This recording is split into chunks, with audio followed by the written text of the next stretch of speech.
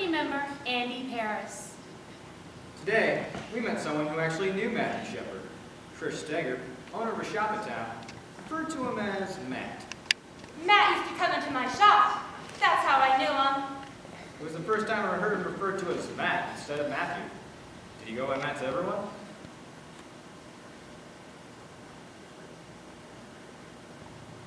Well, on the 2nd of October, I get a phone call about 10 after 7. Doc O'Connor. It was Matthew Shepard, and he called me and asked him to pick him up at the corner of 3rd and Grand.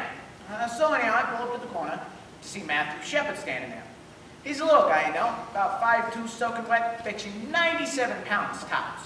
If they say he weighed 110, I wouldn't believe it. They also said he was 5'5" in the newspapers. This man was really only about 5'2", maybe 5'1". So he walks up to the window. Now I'm going to try and go in steps so you can better understand the principle of this man. So he walks up to the window, and I say, "Are you Matthew Shepard?" He says, "Yeah, I'm Matthew Shepard, but I don't want you to call me Matthew or Mr. Shepard.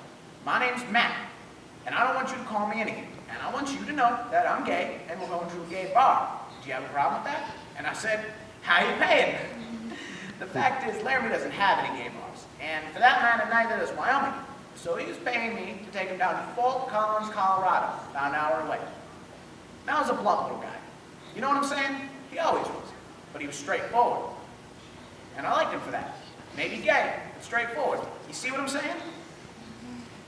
I don't know. How does any one person ever tell about another?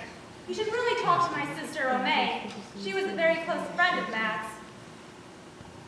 We never called him Matthew, actually. Most of the time we called him Choo Choo. You know, because we used to call him Matchu, and then we just called him Choo Choo. But whenever I think of Matthew, I always think of his incredible beaming smile. I mean, he'd walk into a room and he'd just be like, you know, and he'd smile at everyone, and he just made you feel great. And he would like stare people down in the coffee shop, because he always wanted to sit on the end seat while I was working so he could talk to me. And if someone was sitting there, well, he would just sit down and stare at them until they left. And then he would claim the spot. But Matthew definitely had a political side to him, too. I mean, that's all his big interest was watching CNN and MSNBC. I mean, those are the only stations I ever saw his TV tuned into.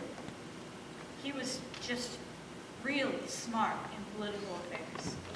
But, like, not too smart on common sense things.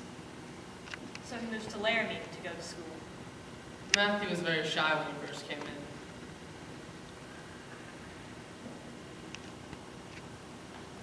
This is John Peacock, Matthew Shepard's academic advisor. To the point of being somewhat mousy, I'd almost say.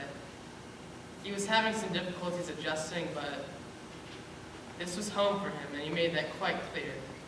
And so his mousiness, his shyness, gave way to a person who was excited about the trek he was going to embark on.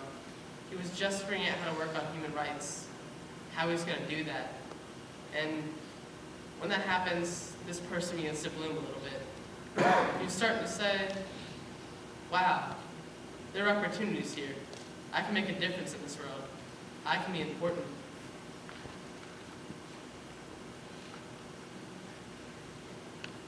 I did speak with Matthew about 48 hours before the attack.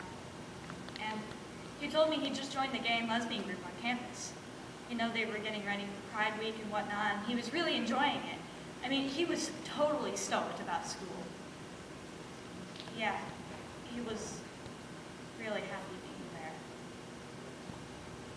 there. And in retrospect, and I can only say this in retrospect, of course, I think that's where he was headed, towards human rights. Truly, that's the irony, the tragedy of all this.